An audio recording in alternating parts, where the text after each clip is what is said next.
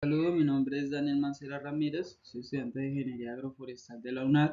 El día de hoy pues vamos a hacer la sustentación de lo que es la tarea 5, que son las políticas sobre conservación de los suelos. Bueno, el tema que me tocó es es calidad del suelo para medir y monitorear el estado del suelo y su conocimiento para tomar medidas para conservación sostenible.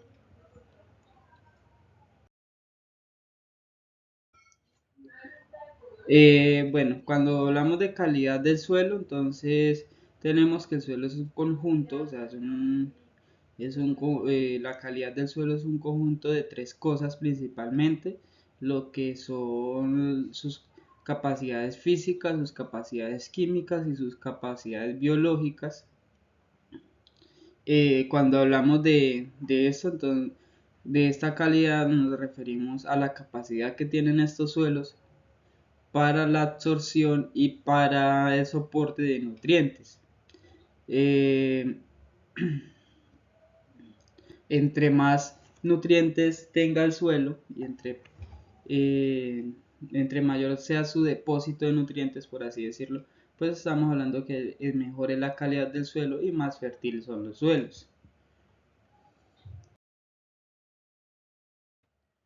Para la medición de la calidad, entonces, para medir la calidad de los suelos, pues hay que medir todas tres variables que se mencionaron, las físicas, las químicas y las microbiológicas. Estos se miden pues con la finalidad de determinar qué necesitan los suelos y qué no. Y también como la capacidad del suelo de tener una resiliencia, que es como la recuperación de los suelos por medios naturales. Aquí podemos ver en la imagen, podemos ver podemos ver el ciclo de nutrientes, ¿sí?, que lleva el suelo con las plantas.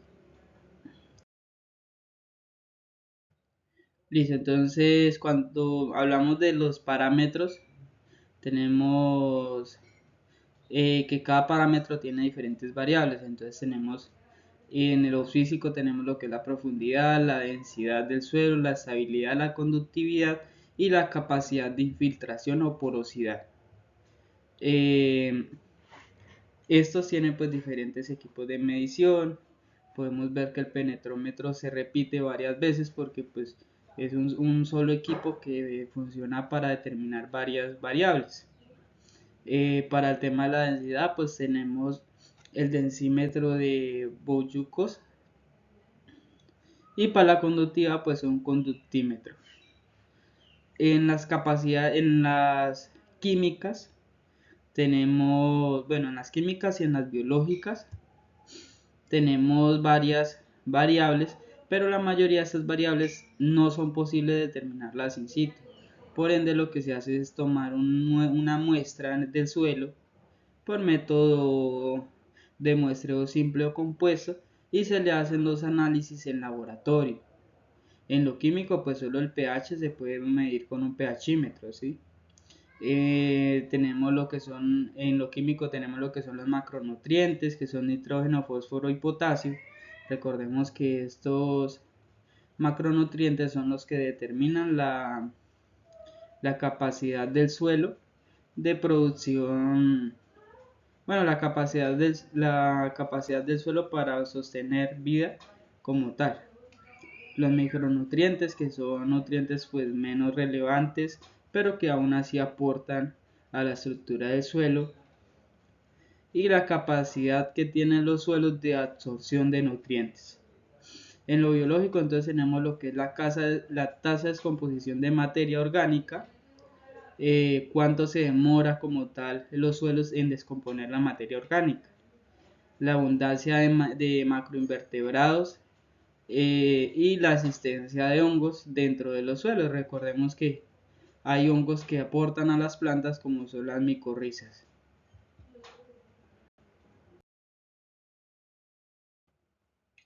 En monitoreo, entonces recordemos que el monitoreo es la revisión constante de ciertos cambios.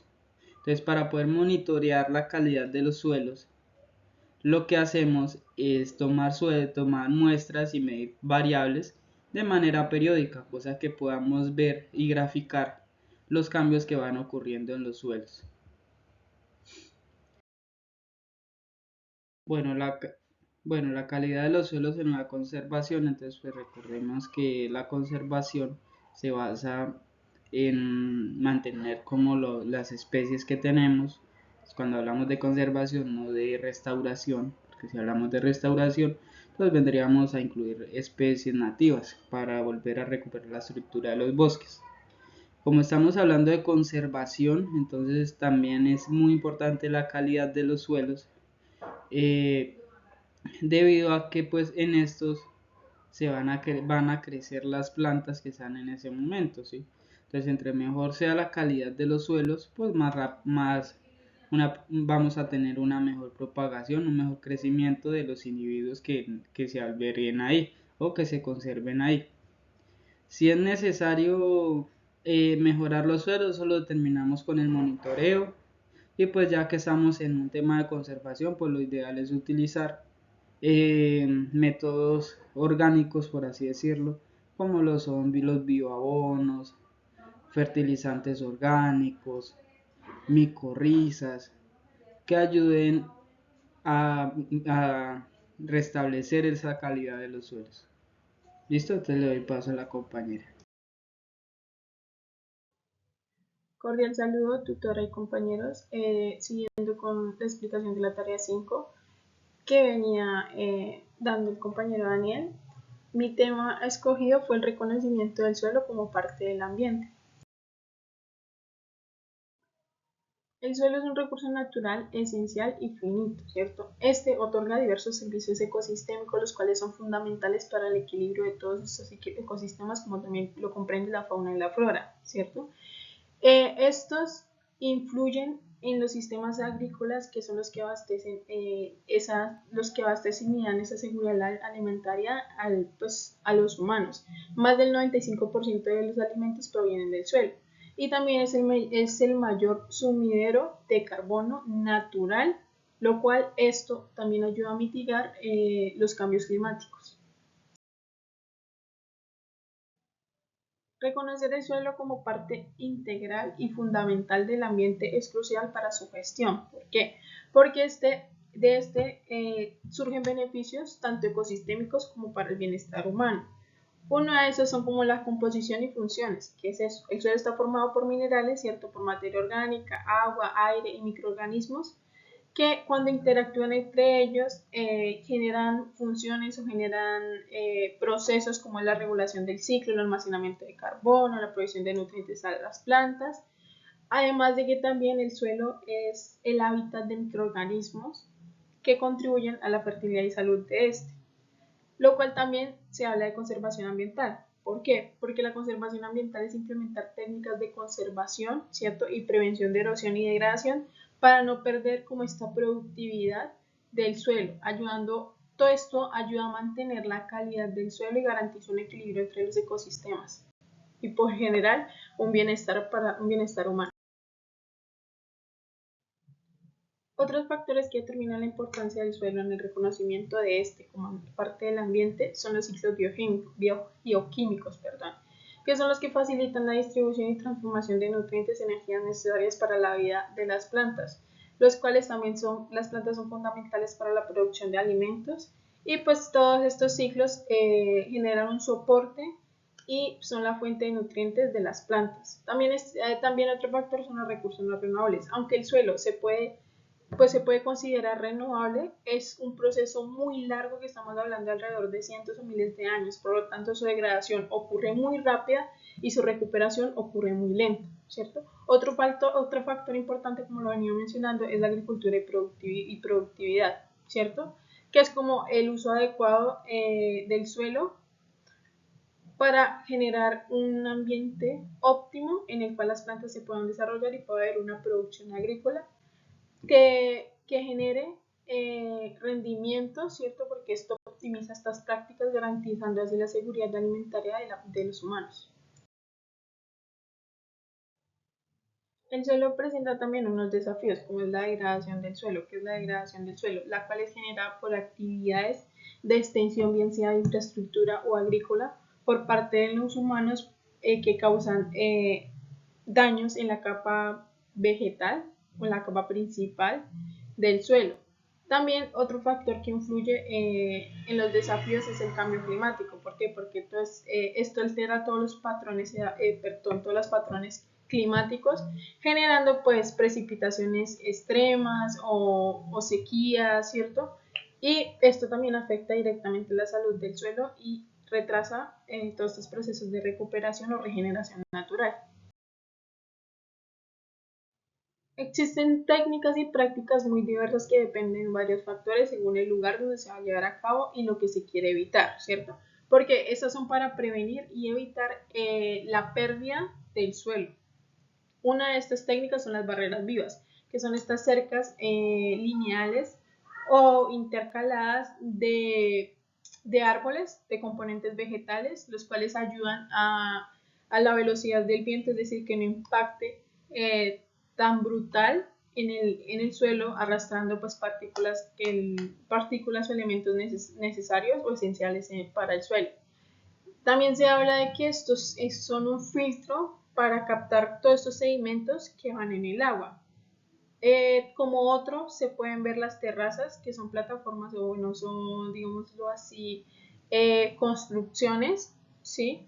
Que vienen de forma escalonada y estas son las obras más eficientes en laderas porque ayudan a detener el desplazamiento del suelo en pendientes, permitiéndole a esto una regeneración natural o una estadía segura.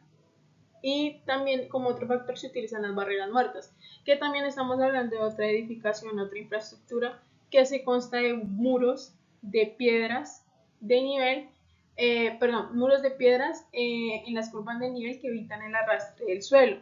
¿Por qué el arrastre del suelo? Cuando llueve o por el viento. También están las acequitas a nivel, que son canales construidos también a nivel, que ayudan a conservar el agua, sirviendo como acumulador y mejorando la infiltración del agua en las zanjas, lo cual a su vez permite que no haya infiltración y no haya tanto arrastre de este componente edáfico como es el suelo. También existen estrategias para un manejo sostenible del suelo, ¿cierto? Entre estas está la educación y concientización. ¿Qué quiere decir esto?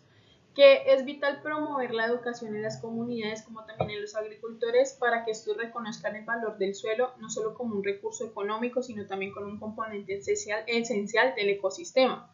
Pues sin este no tendríamos ni siquiera donde cultivar y no, por lo general no tendríamos seguridad alimentaria, ¿cierto?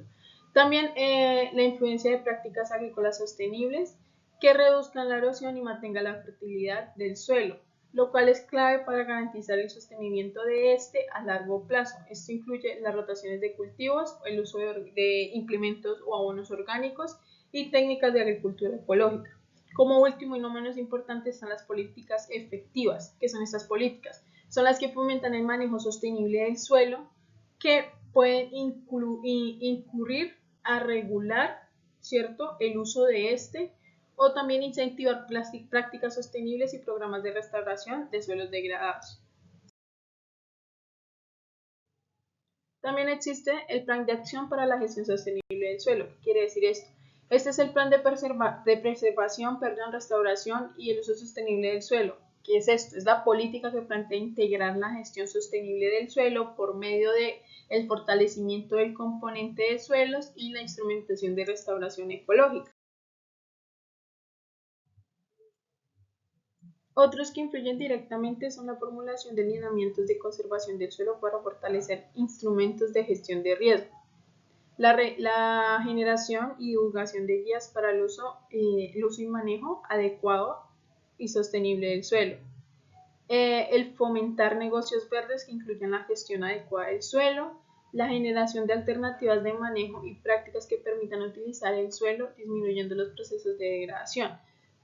Si bien sabemos, el suelo es reconocido como parte integral del ambiente, lo cual es fundamental para este plan de acción pueda ser efectivo y para su gestión sostenible, ¿cierto? La combinación de educación, prácticas agrícolas y políticas adecuadas contribuyen significativamente en la conservación del suelo. asegurando pues su disponibilidad y calidad para asegurar a futuras generaciones, y no solo a futuras generaciones, sino en tiempo presente a la seguridad alimentaria. También tenemos que tener en cuenta que la colaboración entre gobernantes, comunidades y sectores productivos es clave para enfrentar los desafíos actuales relacionados con la degradación del suelo. Espero hayamos sido hasta acá claros. Agradezco su atención. Feliz noche.